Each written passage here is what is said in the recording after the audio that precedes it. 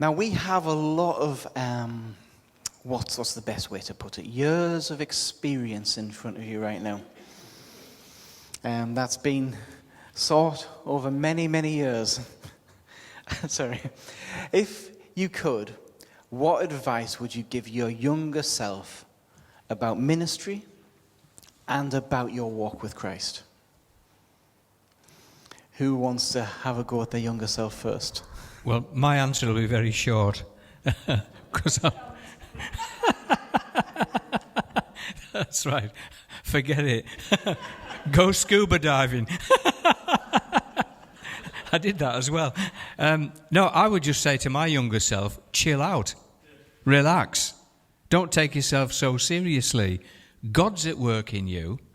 Just be confident and cooperate with him and trust him. Because I can remember being so intense as a young guy.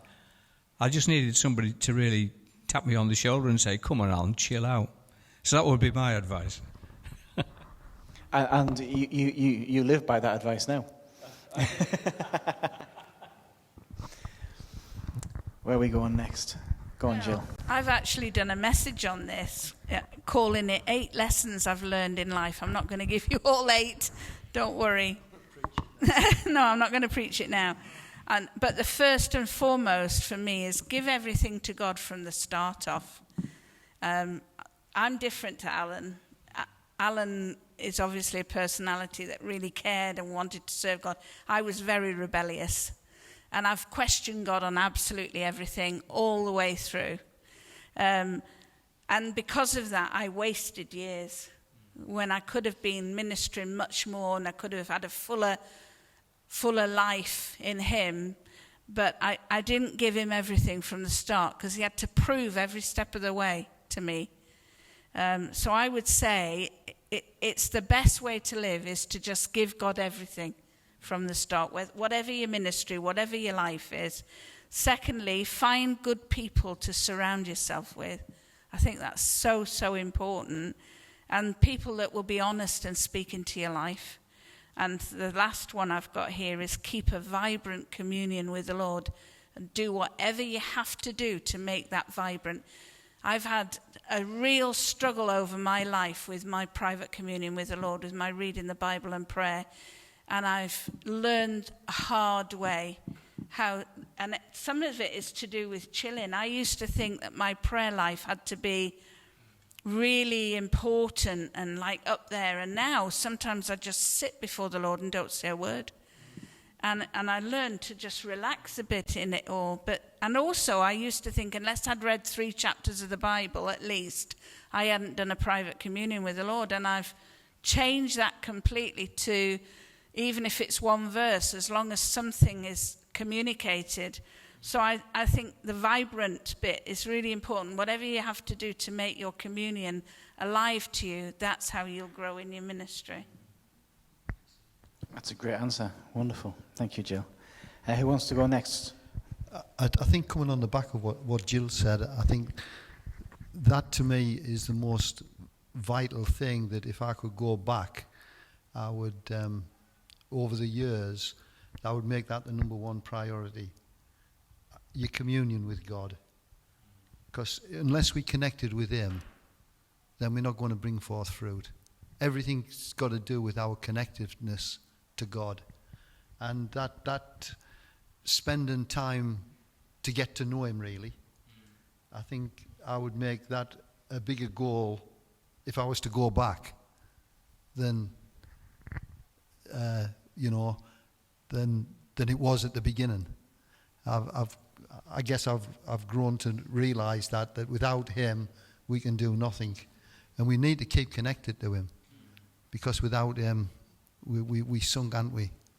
So, and it's a daily thing. It's a daily walk, and just enjoying that time with God, getting to know God. Yeah. That's good. That's really good. I sort of took the question in a slightly broader context than just ministry, to be honest. I suppose we all understand that our steps are ordered by the Lord, if we follow in him. So we've all been on some pathways that might have been challenging and might have been difficult. But they've shaped who we are and who we've become. So I suppose if I was writing back to my younger self, I would have a range of advice, I suppose. I wouldn't want anything to get in the way of the most important of my earthly blessings. And by that I mean my wife and my kids, my grandkids.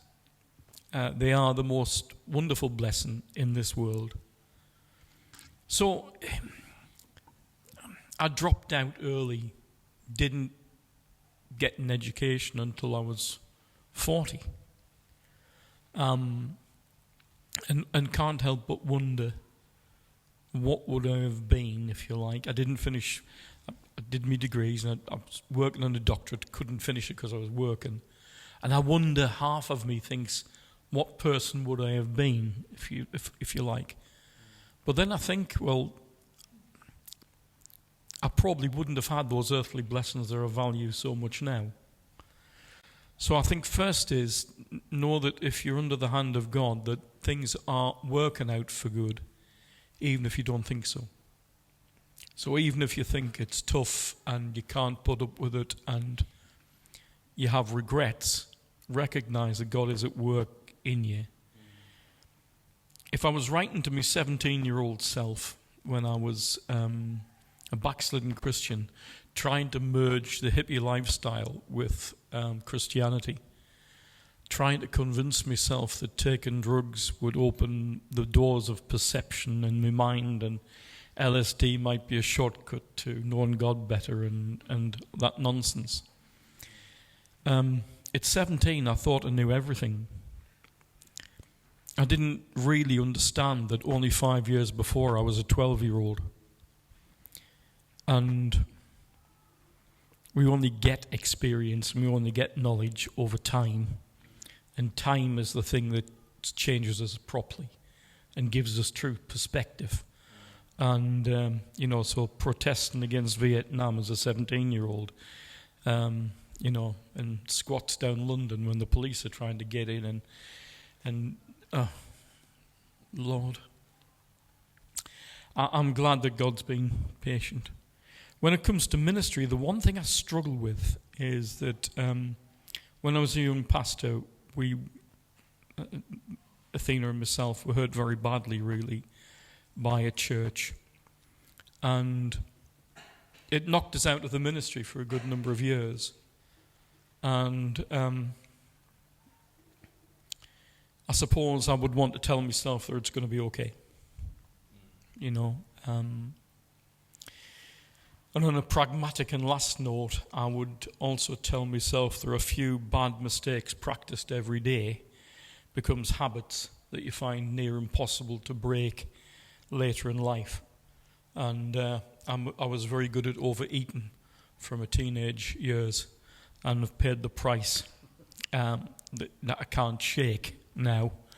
And I probably would have also told myself about the dangers of sugar. Don't have it. Don't have sugar drinks. Don't have sugared foods. And maybe I'd have been healthier. But again, that's shit. How do you... I don't know. I can only say thank God that He's brought me through the years. He's brought me through to the point where I am. And I am who I am. It's not a song, but it's a end. That's great. So, just to summarize that, we have chill out. Because this is all good advice no matter how old you are. Yeah. Chill out. With the next line being, God is at work in you. Yes. Chill out, God's at work in you. Yes. Don't just take the first bit. Throw yourself into it wholeheartedly and pray and spend time with God. And find good people around you. Cliff, yours was about spending more time with God, getting to know God more, and see the hand of God in even the bad things, and see God all over that. And I think that's some good advice for all of us. It really is. No matter how old we are,